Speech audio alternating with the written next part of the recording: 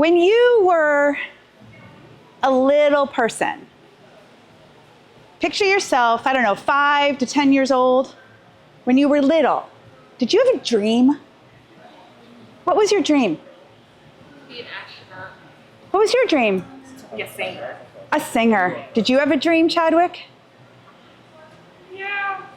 Don't want to share it? All the way down here, it's juicy and just to keep for yourself.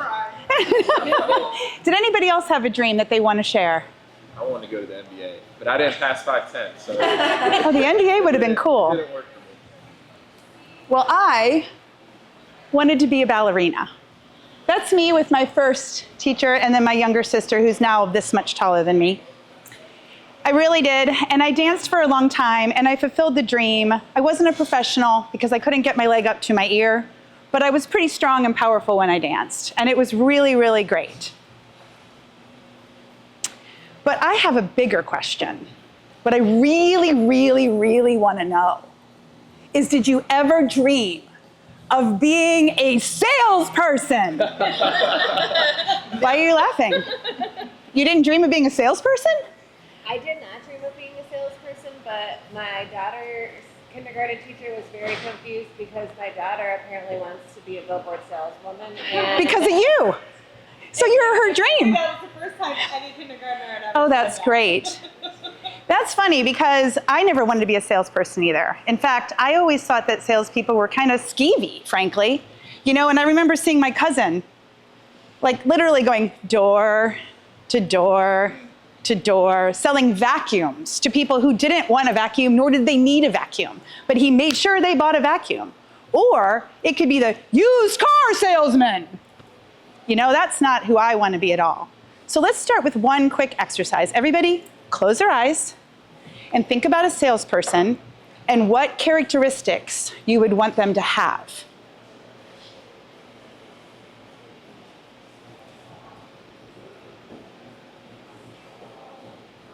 After you open your eyes, listening. I like listening. Patience. Patience. Yeah, empathy.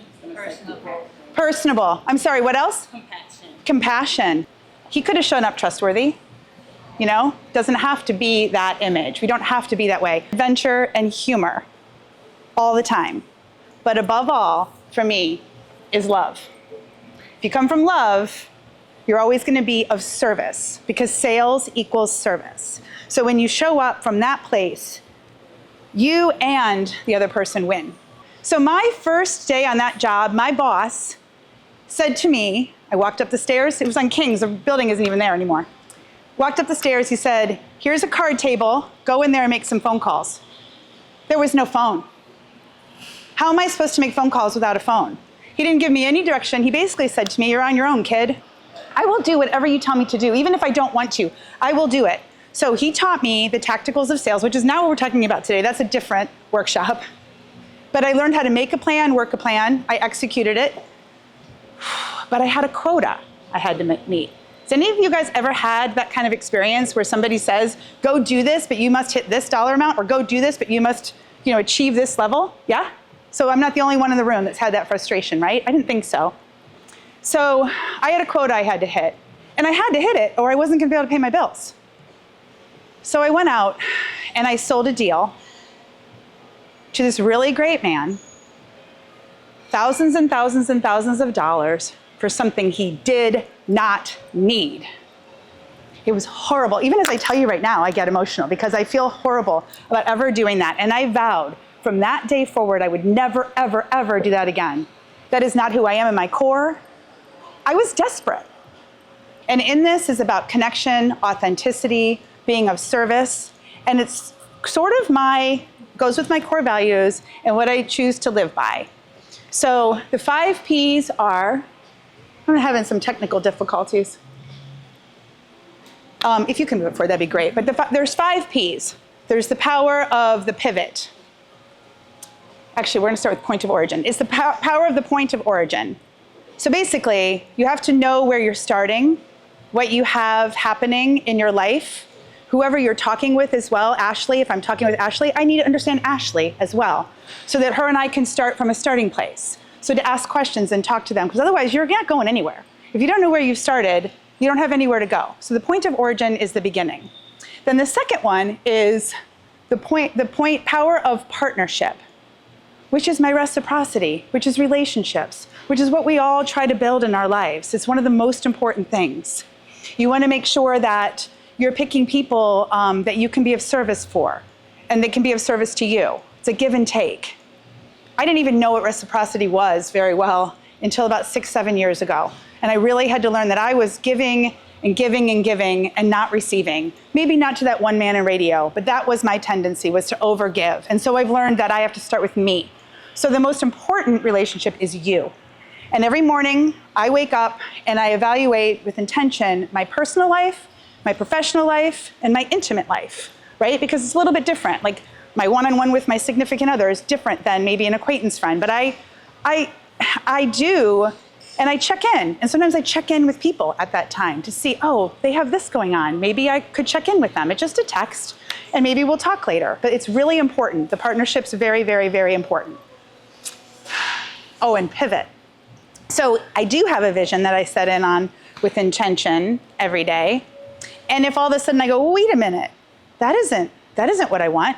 I'm getting this result, it's not what I want. So then I have to go and pivot and go this way because it's not working, and devise a different plan and a different strategy to make sure it's gonna work. That's in personal and in business. If you're not getting the sales you want, if you're doing a marketing campaign that's not happening how you want, you change it. If your relationship isn't going great, you have a tough conversation with whoever that's with. You make sure that you can pivot and that it's gonna work. Now, you can plan and strategize all you want. And you can dream up all these dreams and you can talk. But if you don't proceed and take action, you've done absolutely nothing. And honestly, that has been the hardest thing for me because I'm a strategist, I'm a problem solver, but I don't really like to do the things that have to be done. But we get to do all the things. So begin it, because action creates magic and power. So now the one I want to talk about today the most is the power of the pause. So what I would like is everybody to be quiet. Keep your eyes open and look around at each other. You don't have to look at me.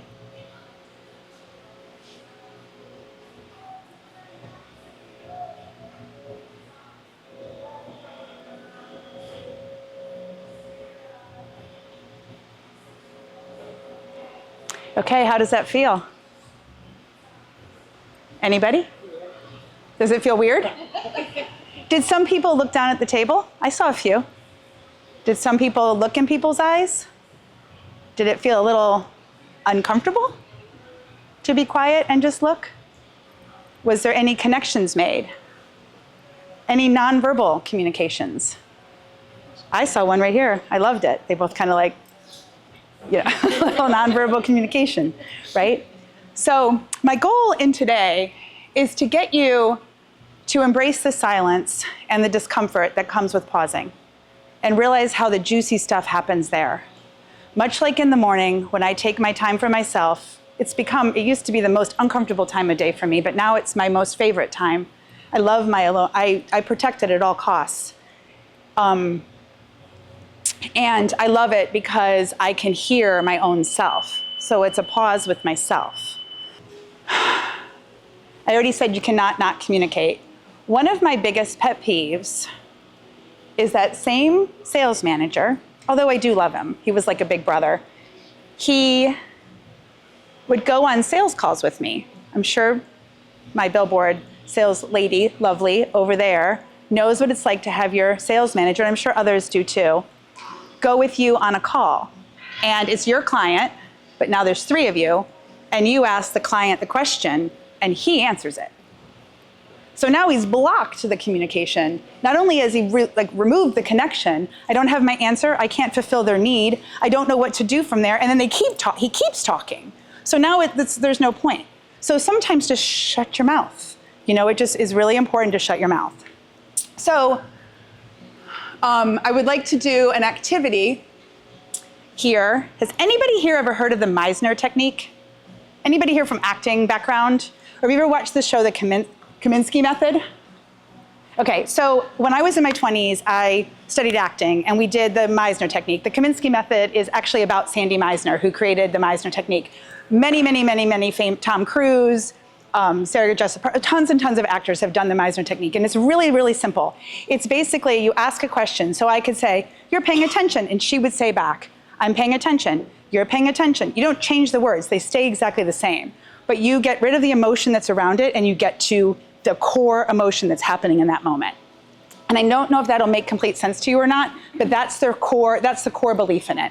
So what I'd like to do is I'd like to have everybody break out into twos, but not with somebody you know. You can't know them, okay? I'd like you to break out into twos if you can. If not, I'll do it with somebody if there's not. And then I'm giving you 2 questions or 2 things you can say. You don't have to.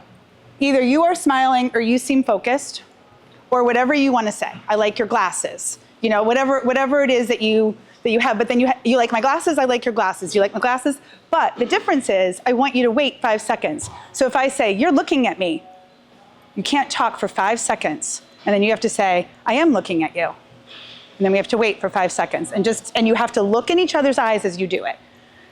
Okay? Go.